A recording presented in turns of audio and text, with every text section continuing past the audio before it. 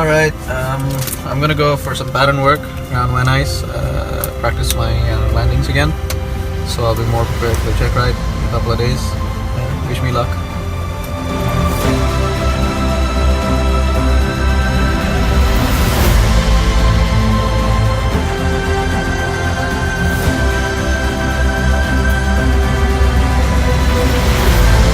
Van Nuys Tower, Cessna 75516, holding short, Charlie 16 right, request right close traffic please.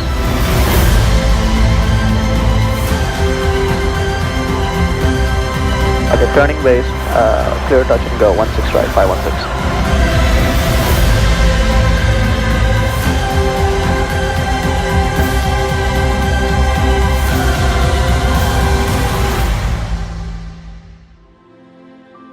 Hi, my name is Pawan Nandwani. I'm from Jakarta, Indonesia. On a day-to-day basis, I work with my family business. We run a steel manufacturing plant. My passion has been to fly for a very long time. It's kind of a childhood dream. I've always been into planes, into cars, and it's always been something that I've been holding back for a very long time, the ability to fly. I wanted to do it when I was much younger, but I never had the opportunity to do so. But now that I had the opportunity to do so, I went ahead and did it. And I did it in a program made up by Sir Gemma. The program's name is 14-Day Pilot. And I found out about this course online. I think it was just a random browse that I stumbled upon the site, and I followed up with it and I went ahead with it. So my private pilot journey, my private pilot journey took place in the month of May 2017. So I first started flying in the US early May sometime, and it was, I would say, it was a very hectic period, to be honest, because I was up every day at 7 a.m. and I was in class at 8 a.m. and it would be a 12-hour day where I'll be flying 4 hours and with breaks and this and that and a bit of ground school.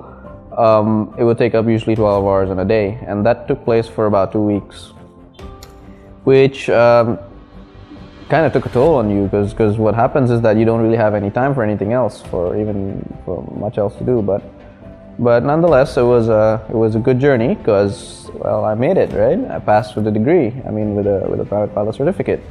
So that's all that counts. The happiest moment for me was the day when it got all over, right? And that's because it was very long and stressful, to be honest. Many times during the course, I actually asked myself again, why the hell am I doing this?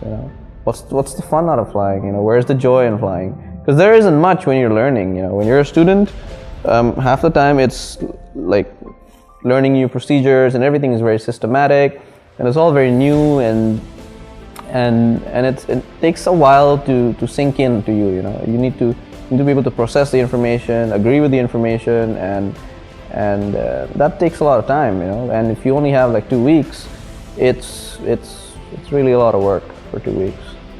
But yeah, I know for a fact that from today, if I were to fly, it'll be a happy moment for me, because I'm already accustomed to the system. I'll be able to enjoy the scene better, I'll be able to enjoy the flight better. I actually enjoy talking on the radio quite a lot. It's a lot of fun, right? They have weird terminologies that they use, and it's fun. I would say the highlight of my journey was flying alone. That was the highlight, because that's when I realized, when on the second day, when I was, well, not on the second day, on one of the days when I was flying alone, the moment the plane took off from the runway, I realized that I'm off the ground. I'm not on the ground. I'm all alone in this small little cabin, right? And any little mistake that I do would cost me my life. And I'm not a cat, I don't have 9 lives, right? So that's kind of that's a big burden, and you're just like increased heart rate, you start getting nervous, you really take things much more seriously. And yeah, it was bad, because when I went on my flight alone, I wasn't mentally prepared for it. because I really didn't know what to prepare myself for, right? And that was tough, and I ended up making a go-around. You know, I had a hard landing, and the plane was, my approach speed was too high. I hit the runway and bounced back up into the air, right? And all that happened in a couple of seconds, and I was like, what the hell is going on out here, right? And yeah, hands were trembling. I was getting really afraid, and I was like, you know what? I'm not gonna do this. You know, I'm gonna land the airplane, and I'm gonna go home and call it a day. And that's what I did. I landed the plane safely. I don't know how. And I went home. And that gave me a trauma. You know, it gave me a trauma for a couple of days. For the next couple of days while I was learning in school, I wasn't really progressing much. Because I couldn't overcome that fear. You know, I couldn't overcome that trauma. So that was, I would say, the biggest effort and the biggest milestone I had to overcome in my training, which eventually panned out towards the end. Just a couple of days before my check ride, I finally overcame that fear. I improvised on my landings. I think I can say now that I'm fairly okay, I guess. You know, I don't know. Obviously, I need a lot more hours to improvise. But for now, I think I'm quite comfortable flying alone already for now. The places that I flew around were all in California.